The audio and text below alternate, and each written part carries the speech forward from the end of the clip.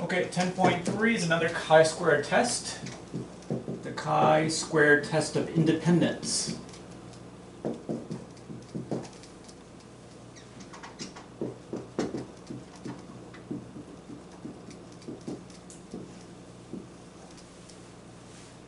Okay, and we're going to talk about it. It's related to the independence that we talked about in 5.3.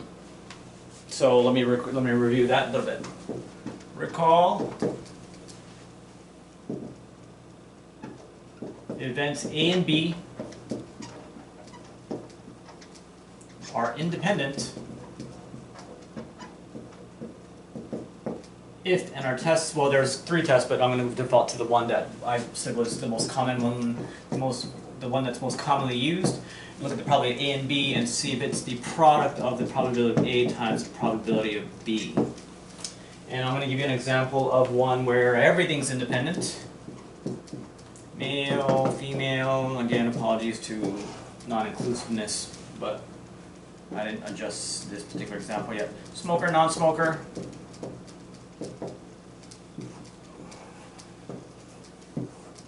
And nice round numbers just so we can sort of understand it and not just have these obscure numbers. 120, 180, and a total of 300. And 100 smokers, 200 non-smokers. Okay, and let's say those are the total number of males and females in our sample, and total number of smokers and non-smokers in our sample. Now there are specific values that would have to go here. When I design those problems in 5.3, I have to specifically pick or fill in these numbers to make it work out to be independent. If I wanted to answer your test problem to come out to independent, I have to go on my calculator and figure out, okay, what's going to actually work with this formula. And what's going to work is the same proportions as this. So I forgot what it was. It's, what was it? Let me give it a calculator.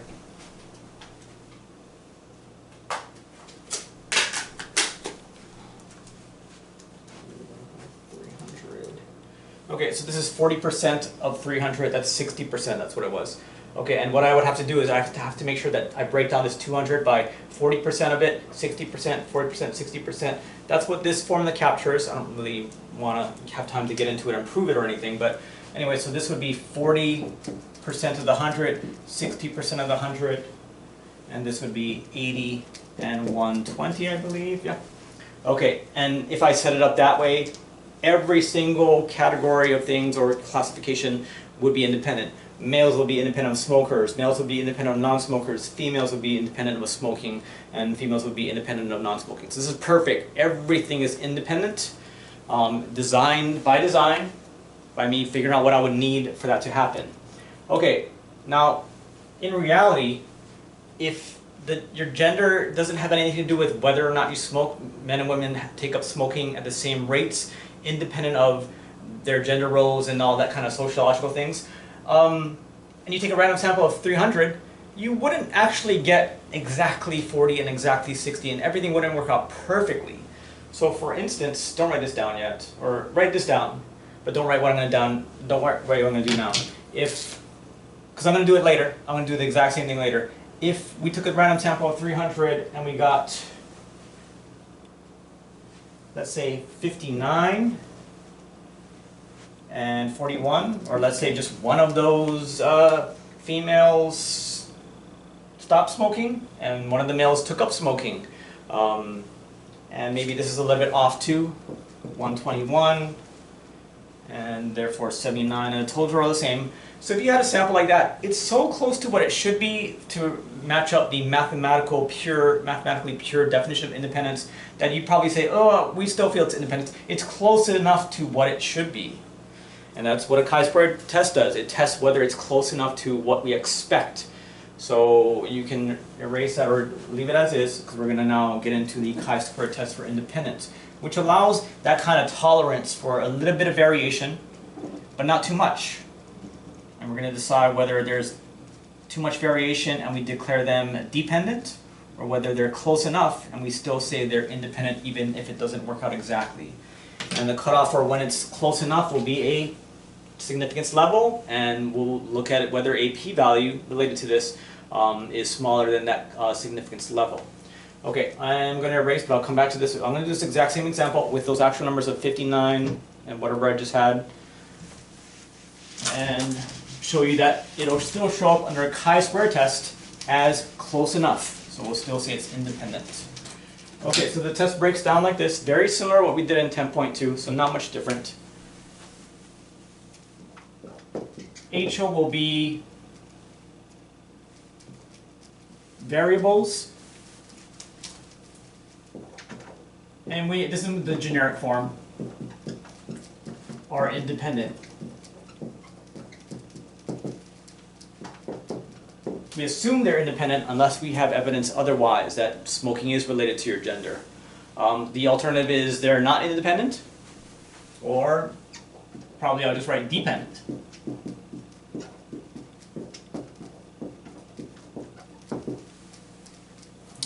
Our test statistic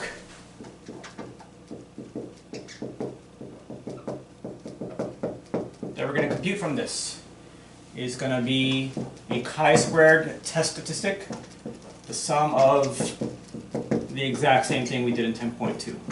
There's a little bit distinctions that we have to worry about, but not this. It's the same computations. The O's and E's are going to refer to every single box in that table that I just erased.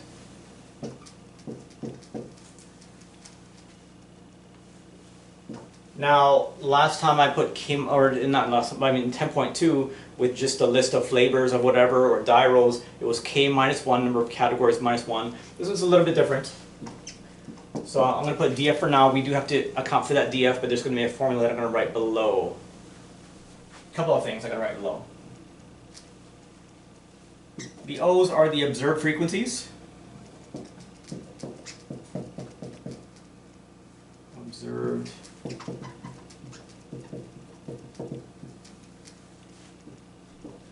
The expected, there's a different computation for this. It's going to be RC over N. Now, that's going to be the expected frequency.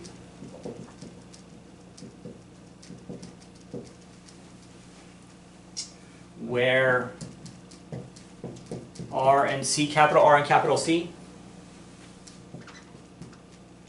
and that our book writes it this way. That's not a standard thing that's going to appear in all books, but the formula will be the same. It just they don't use necessarily capital R and capital C. But for us, we're using capital R and capital C for row and column totals. I'm not going to write them separately because it's for space. You understand? R for rows, totals. C for column totals, obviously. And last thing, the DF. And the reason we're using capital R and capital C there is because we need to deal with a lowercase r and a lowercase c, because those are numbers of rows and numbers of columns. Lowercase r, lowercase c are number of rows and columns.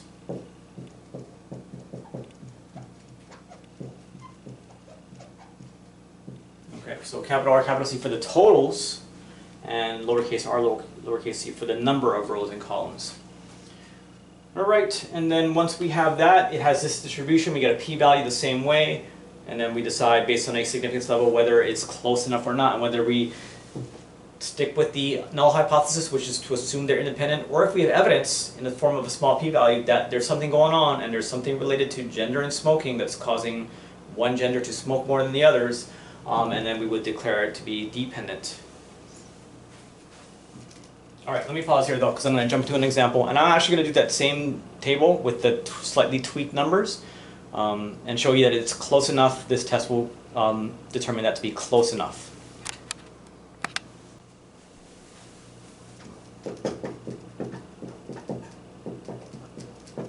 Okay, given the contingency table below, I'm throwing in that word just to remind you of it. You're not testing on it or anything. Given the contingency table below, does the data indicate? Oops.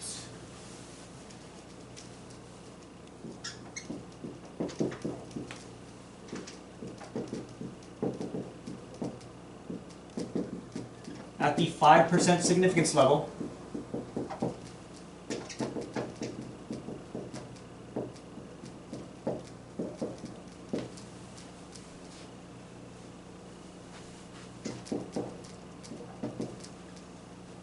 that smoking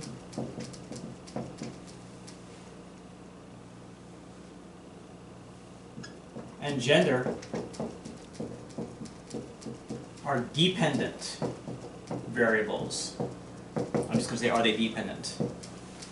But those variables, your gender and your smoking status or your smoking habits, do they depend on one another? Are they influenced by each other? Or are they completely independent, separate things? It depends on the data. We're not going to assume anything. Well, I mean, we are going to assume they're independent based on our null.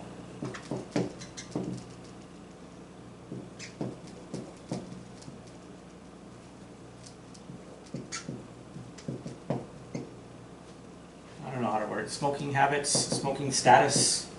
Yeah, gender and smoking is good enough. I don't know what you mean. I don't need this to be grammatically correct. Are independent.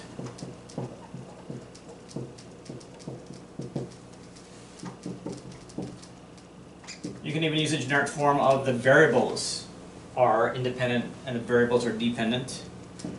I want to kind of emphasize the actual variables we're looking at in this completely fake problem with made-up data.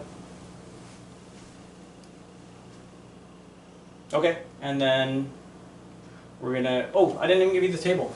Oh my god, I'm jumping ahead. Let me cram it over here though.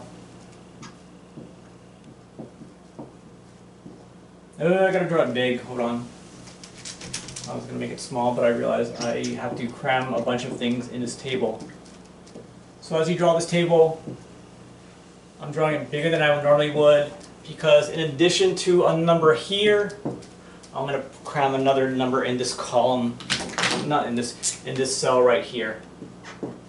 So I'm going to determine those after. That 40 will come from somewhere, but I need to be able to show my actual observed, and that's going to be my expected. So that's why I'm going to draw my cells a little bit bigger to hold the original number. And then a little in the corner. Our book does it this way. They cram the expected in a right corner because we got to match up the observed and the expecteds, and it's not in a list anymore. It's in a table, so we have to pair them up.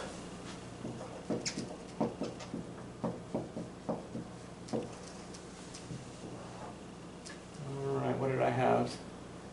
79, 59.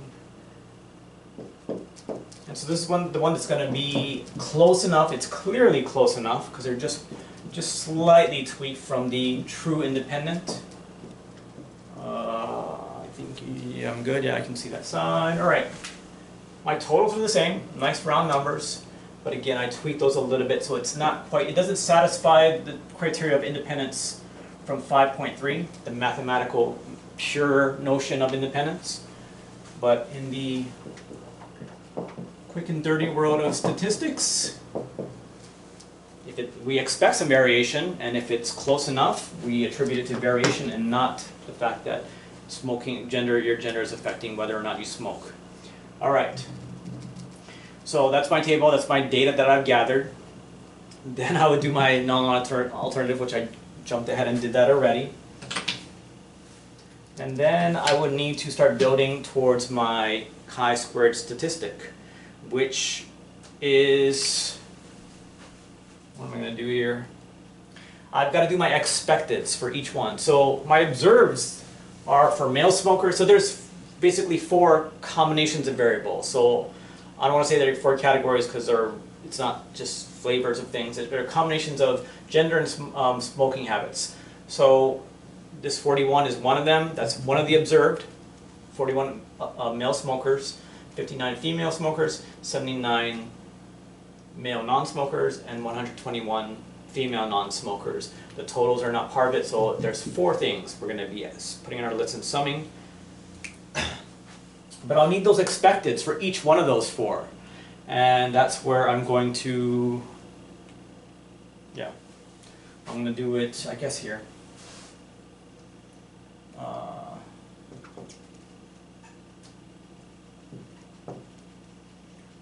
I'm going to label them, but you don't have to do them separately and show me the labels. But for male and smokers, the expected is what I'm going to do. The formula that I erased from before was row total times column total divided by the grand total. And so if they don't give you these subtotals and the grand total, you need them for sure, so you're going to have to do that. And so where's Melon's Smoker? Okay, my row total is 100. My column total is 120. And my N is 300.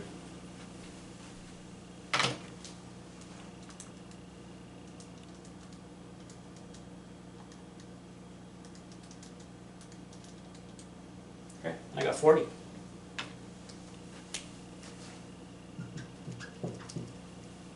Okay, and to pair that expected up with what we actually observed for this particular box in that table, male and smokers, we gotta pair them up. So our book has been putting it in the corner there, like that, and that's what I'm just gonna stick with that.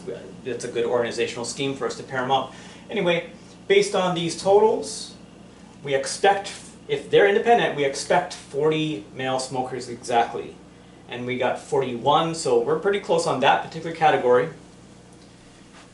And that's basically, that 40 comes from that earlier, recall the old definition.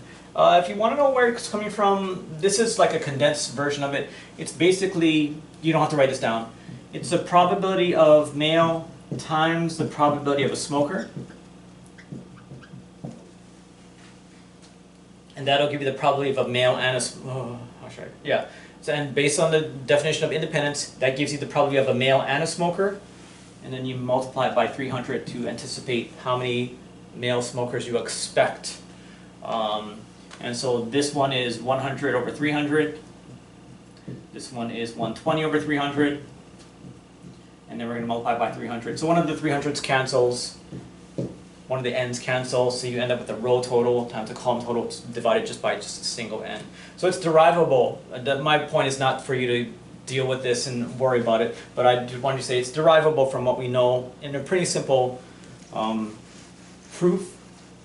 But we don't want to get. I don't want to get into that. I want to start grinding out the rest of the expecteds. All right.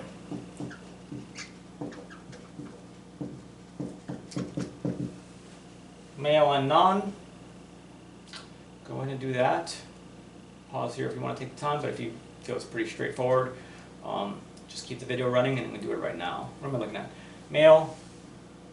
I'm not going to copy the formula down, but it's the same formula. Roll total for males, roll total for non-smokers this time. Oh, I wrote it. Sorry. I did my column first and then my row, which is not wrong, but I'm going to make it consistent. Row total is 200. Column total is 120. N is 300. I can probably just glance at my notes and 680? 80? Yeah, okay. And that was what I had in the table before when I said it was mathematically pure independence. And we can see that it's slightly less than what we expect, but real slight. So it's probably close enough. But this test is based on the totality of all of them close enough in total. And they are, based on the way I constructed it, but we're pretending we don't know that. And we're going to just grind out our test and learn how to do it. Female and smoker. 100, 180 over 300. And female and non-smoker. 200 times 180. No, wait, what? Non-smoker. Yeah.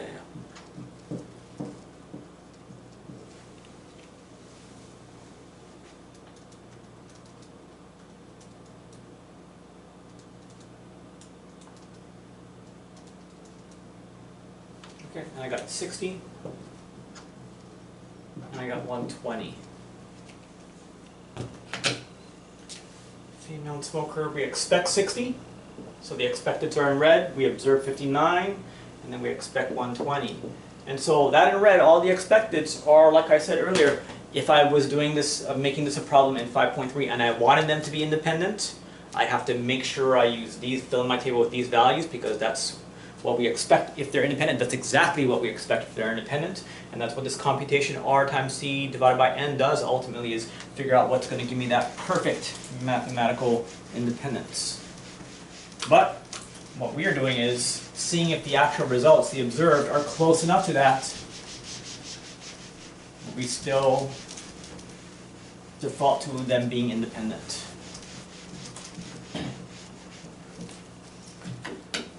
Okay, from there we're computing the chi-squared statistic, and now we're going to build a we're going to go to our list feature. Hold on one second. We're going to go to list feature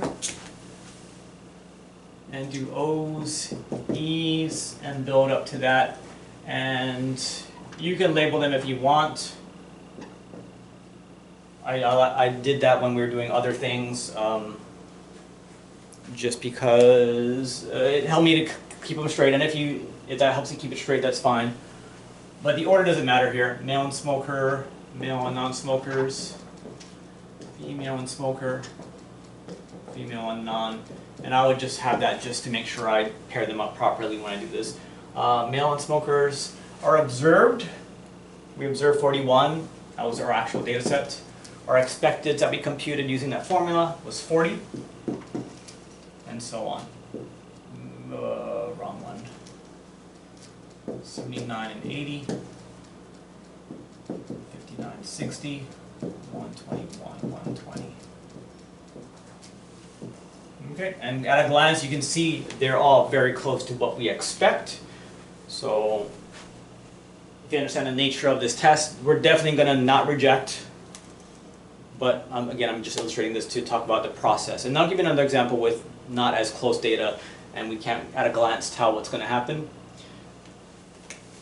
Your formula is the same, and I'll build it up the same way.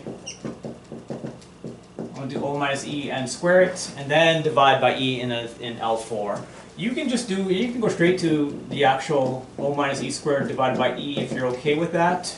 You can skip this third column. It's just to make sure I don't overwhelm you with computations when I do this, but if you're comfortable, by all means, you can skip it.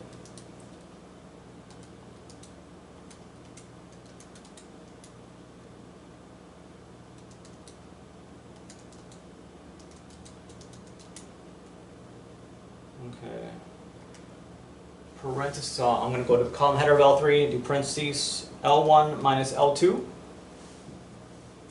Close parentheses and square. Okay, and then, I mean, it's a weird one because I made it so nice, it's just going to be ones there. Don't be fooled, it's typically not going to be that. And I'm going to divide by E. So, column header of this, and what am I doing? Man, I gotta write this out. I mean, if I'm just doing it, I can do it, but when I'm talking to you guys and trying to do it, I get messed up. Okay, so I'm doing L1 minus L2 squared there. Then I'm just doing L4, L3 divided by E's, which are in L2. Okay.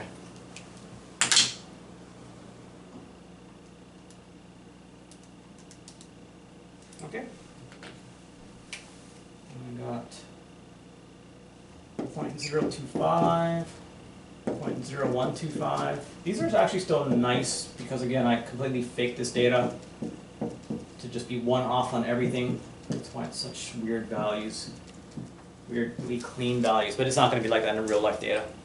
Okay, then I sum this, and that's my chi-squared right there. Sum L4.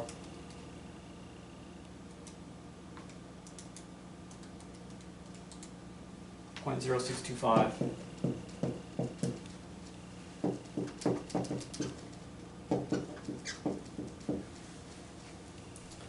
Okay, that's the second step of the process, all the hypotheses tests, getting the test statistic, and then next is p-value. I erased it, but it's a chi-squared statistic. You look at your distribution, it says chi-squared with df, so I'm going to draw it. Chi-squared. How many degrees of freedom? Now this is different from the last time. Be careful, don't go with k minus 1 thinking there's 4 categories.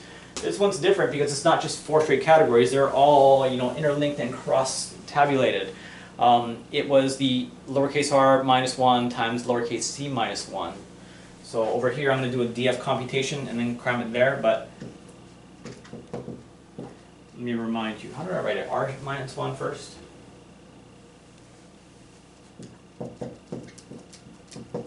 That's the formula we're using to get df. This is number of rows. There's 2 rows. Number of columns, there's 2 columns. And so our df is 1. I'll remind you, I wrote it earlier, but just in case you get to this and you forget where it's from, number of rows and columns. Okay, and your chi-squared statistic is right skewed. The 0 over here doesn't go negative. And if our observed matched up exactly with the expecteds, 40 and 40, 60 and 60, we got exactly what we expect mathematically, you would get a chi-squared of 0, which means that it's definitely independent. You would not reject a null. Now, if they're way off, you get a chi-square out there and a small p-value, and the further off it is, that's more indication that things are out of whack, that we're going to reject this idea that they're independent and say something's going on and gender and smoking are related if it's way out here and we get a small p-value, if it's a big chi-squared. It's not, it's a very low one, very close to 0, and that being close to 0 means a very high p-value. That's not evidence that they're dependent. We're not going to reject based on that. And it's close to 0 because these things were so close. Again, the more out of whack they are, the further away it is there, and that's evidence. The further along it is along that tail is more evidence that things are out of whack and something's going on with smoking and gender that's causing one to affect the other. All right, anyway, we're not done. I need to formally make sure, I mean, at a glance I can tell you that's going to be a high p-value and we're not going to reject, but let's actually work it out. We're doing chi-square CDF, chi-square distribution. My lower bound is my statistic, my test statistic. My upper bound is 10 to the 99. And my degrees of freedom I just computed via this new formula, r minus 1 times c minus 1. Turns out to just be 1 in this case.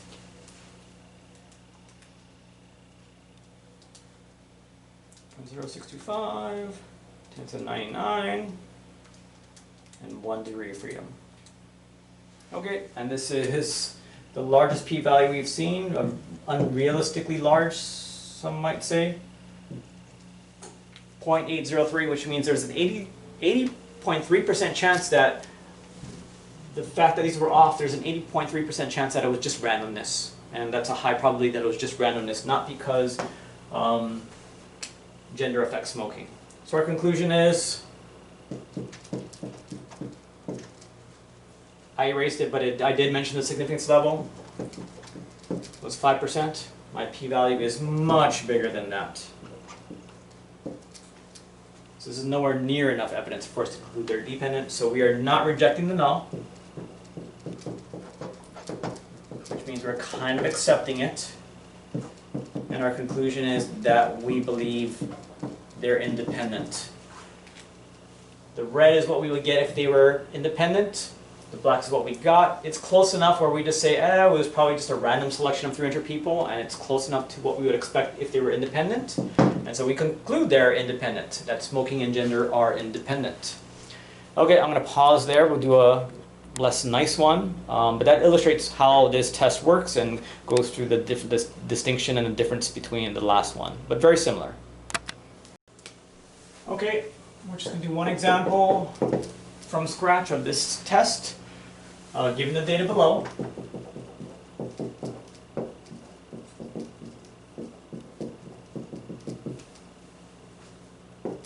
Is there sufficient evidence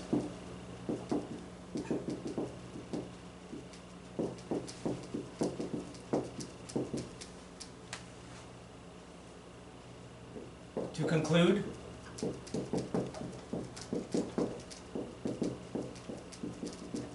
that social media preferences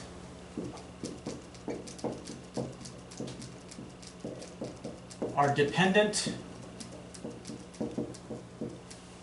on age group.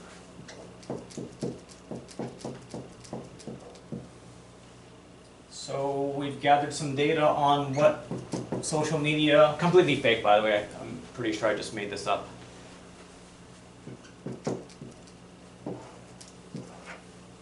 What social media platform they prefer and what age category they fall under. And I kept it somewhat simple, just Instagram and Facebook. I'm just going to use Insta and Facebook. I'll write out Facebook. I'll probably start abbreviating it when I do the work though. And we've got this time 3 age categories. We're going to say under 18, adults 18 to 65. Oh, sorry, that says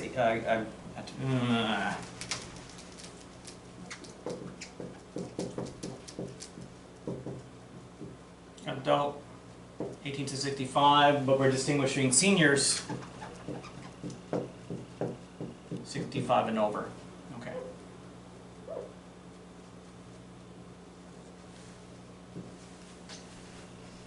All right, and we got 43 and 16. 15 and 37. 3 and 19. Again, I think I made this data up, but I tried to make it reflect what we would expect, but let's pretend we're not. Let's pretend we're going to this objective. And we're going to do a chi-square test of independence. This is not going to match up mathematically with the notion of independence, but we are using a chi-square test now to allow some tolerance for natural variation, but seeing if they're far enough off from true independence that we can conclude that there's something going on with age category and which one they prefer, Instagram or Facebook. Okay, we need the totals for all our computations, so let's go ahead and do that before we even get started with the formal steps of a hypothesis test. I'll just do it for you. 59, I mean I did it for myself already. 52, 22, grand total of 133, not nice numbers this time. 61 and 72. Okay, so if they don't give it to you, you got to do it on your own. You need them all. That's 52, right? Yeah. All right.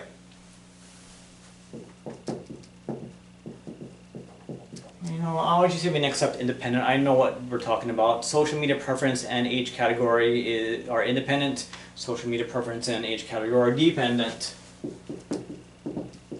I don't really care if you are formal about it, just as long as you understand the notion. All right, we got to do the expecteds to do our chi-squared. So go ahead and start doing them. If you want to, follow along with the example, pause here and do the expecteds, which I'm going to fill in red in each of these 6 boxes this time. Okay, so I'm going to start doing it. This is for under 18 and Insta.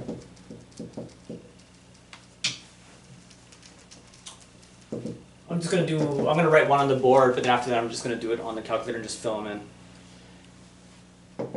I'll remind you of what you're doing here. That's less than 18. And Instagram. Okay, under 18. I'll just write out the words. I'm trying to be lazy, but... Okay, so I'm doing these people. Alright, what I want to do is, I'll recap. You don't have to write this down because it's already in your notes, but I'll write it up here so we can refer to what we're doing for this first one at least. Row total, 59. Column total, and this is for these people, under 18 Instagram, so the row total there 59, the column total there 61, divided by the grand total of 133. Now, unlike last time, you can get decimals, and even though it's not possible to get a fraction of a person under 18, you still go with the decimals for computational purposes. Probably 1 decimal place should be fine. 27.06, I'll do 27.1, that's what I used there, so yeah, sounds good. I mean, it wouldn't be wrong to use 27, it's just not as accurate, but it should be fine. But I'll typically at these expecteds where they're not going to be whole numbers, I'll do 1 decimal place, even though that doesn't make sense to have 27.1 over person, but yeah, for computational purposes, it gives us more accuracy in our results. I'll do this one. And I'm not writing it on the board anymore, but hopefully we all understand. 31.9. Okay, so I'm going to I'll follow that formula for all of them and make sure I did it correctly, because it is easy to get mixed up with your rows and columns and do the wrong one.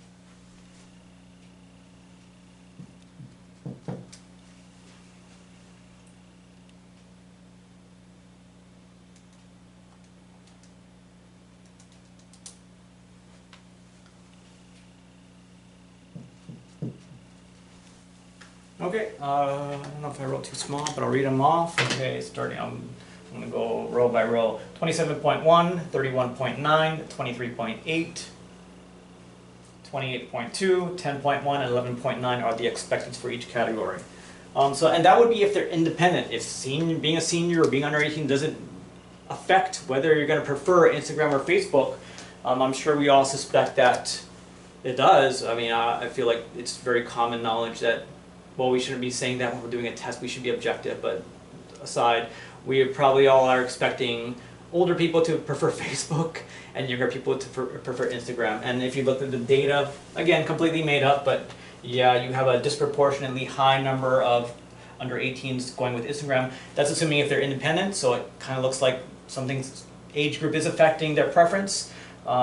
We would expect fairly even split between Instagram and Facebook for all of these, but seniors, obviously, they don't really know what Instagram is, and most of them are on Facebook, and adults are kind of, who's to say about that? But you can definitely see it with the under 18 and the seniors that they're out of whack from what we would expect if they were independent. So at a glance, I would be leaning towards dependence, but I shouldn't be doing things at a glance. I should be getting an actual number that I can use as proof. So let's do that. I'm going to erase here. And our proof will be a small p-value, specifically a small p-value. Can I not put a... I don't have it in my example, but I'm going to just grab it over here. We're going to use alpha is equal to 0.05. We'll do the 5% significance level. I got to fix my notes. And there should always be one specified. And if they don't, well, in real life, they don't actually write it out, because in real life, they default to 5% typically. So any medical study, if they're studying the vaccines that are coming out, or hydrochloroquine, if that works, and they say it doesn't, they'd be using a 5% significance level. So we'll go with that. All right. Anyway, but I will specify in all my problems. I won't leave you hanging. Anyway, let's go ahead and do our O's, E's. And you know what? I'm going to jump to that. If you want to do the intermediate column, go ahead. But I'm not gonna. I'm gonna just jump to this. All right, 43.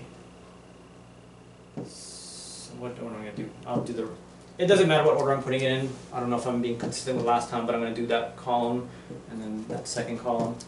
And then just make sure your E's match up. They do have to get paired. I can't go in any order now for my expected. I need to match up the 43 with the expected number of that category. 15 with the expected number of that. So make sure you're pairing them up appropriately.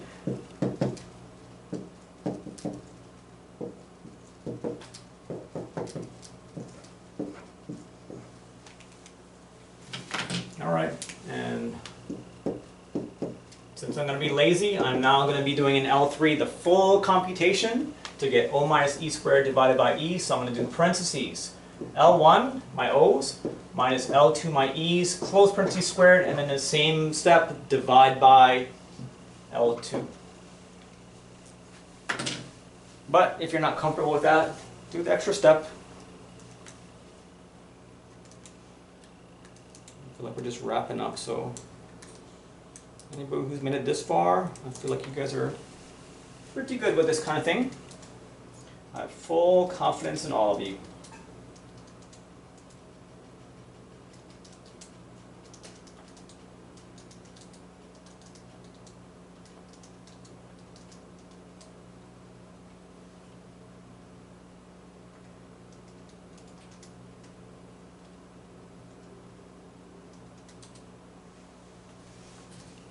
Okay, I did not even copy this table down, so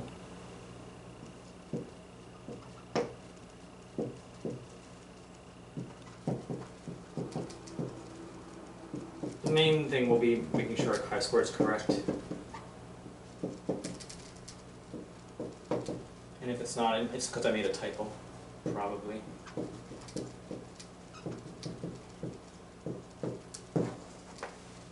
Okay, this time I'm summing L3 because I was lazy and I skipped a column. 32.4809 and 48 is fine. 1, 2 decimal places, 3 is fine. Doesn't matter. There's no standard for chi-squared because again, sometimes it can be small and under 1 like we had. Sometimes it can be super, super big, like 10,000 like you've seen on your 10.2 homework. All right, I'm trying to think, do I need this? Nah, I'm gonna erase all this.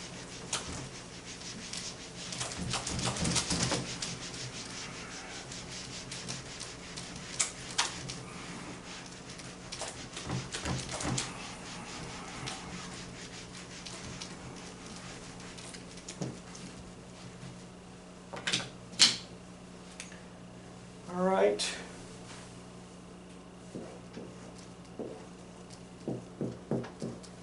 Remember, DF is a little bit more complicated than the last time. It's not k minus 1. It is not going to be 6 minus 1. It is, and let me write it out. Oops. Number of rows minus 1 times number of columns minus 1. Just give you a whole number.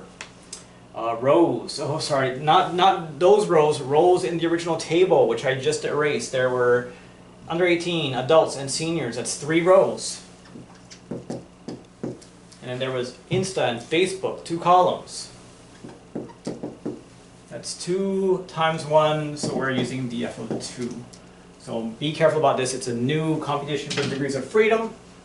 Even though in this, once we put in the table, it's just one list of 6 different possible combinations of social media preference and age category, but you're looking at the original table and how it's structured in rows and columns for their DF. All right, and we got, I mean, that's pretty high. I don't know, I mean, I'm assuming that's going to be a very small p-value, but let's actually compute it. So again, a chi-squared of 0 would be everything is exactly as we expect. A small chi-squared means it's pretty close to what we expect, slightly off. And a high one like this, it means they are way out from what they should be. So these are pretty out of whack. We talked about it earlier, the older people not knowing what Instagram is. All right, so lower bound 32.48, upper bound 10 to the 99. Always right tail for chi-squared. It only has a right tail. Degrees of freedom, again, be careful about that. That's a new computation. And it came up once or twice, but it came up in lecture, but a lot of the homework, and I'm getting people texting me questions about, why am I getting this weird value? Be aware, a lot of times you have such strong evidence in the form of a small p-value that your p-value is so small that it gives it to you in scientific notation. So, at a glance of my calculator, I'm seeing 8.85, and that's not a p-value, that's not a probability. The whole area of this is 1. You can't have a little portion of that area being 8.8, so that's an indication that it's probably something so small that it's giving you in scientific notation. E, negative 8. That is interpreted as times 10 to the negative 8. If you know, are you familiar with scientific notation? You know that's going to be way smaller than 5%, but let me go through it anyway. That means I'm moving the decimal point 8 places to the left. It's here initially, and I'm going to go 1, 2, 3, 4, 5, 6, 7, 8. And that means I'm adding 7 zeros because my first decimal place was moving past 8. That's 1, and then I got to add 7 zeros to get seven more places. So this is going to be, my p-value is 0.12345678885. That's your p-value. We typically round it to 3 places or 4 places. So if we do 4 places, or even 3, it's going to round down to 0. So on the answer on the back for a problem like this will be p-value of 0.000. I don't know what I write. Okay, and then, yeah, so you can get a p-value that rounds down to 0. It's never actually 0. There's always a little bit of probability no matter how high chi-squared is. But it can be like the Berkeley problem where it's literally times 10 to the negative 12. And that is super strong evidence that things are out of whack with this independence thing. Meaning we don't think they're independent. Our conclusion is, oh wait, let me write it out like I formally do. P-value alpha, I forgot to put it initially, but I remembered afterwards, we're using 5%, and 0 is definitely less than that. Or rather, 0.0000885 is definitely less than 0.05. We're rejecting a null. But more importantly, that means we are rejecting the idea that they were independent of each other, and our conclusion is that they are dependent. Okay, I'm not going to do an error one. You know the errors, you've seen it last time. Yeah. So the errors come up on this one as well. Suppose they were independent, what type of error occurred? Suppose they were dependent, what type of error occurred? I don't want to waste your time, but if you want me to do one, text me and I'll write it out on my iPad and send you a pic of an example of that. But I think we're all good with that. Okay, this one's more straightforward than the weirder ones from chapter 9. Anyway, that's it for 10.3, that's for chapter 10, and yeah, you do have homework for this. And there's going to be a chapter 11 video, but not homework, and there might be a little bit of a quiz because I want you to watch it, but chapter 11 is not going to be anything you have to stress about, I assure you that. Finish this up and that's most of your work done.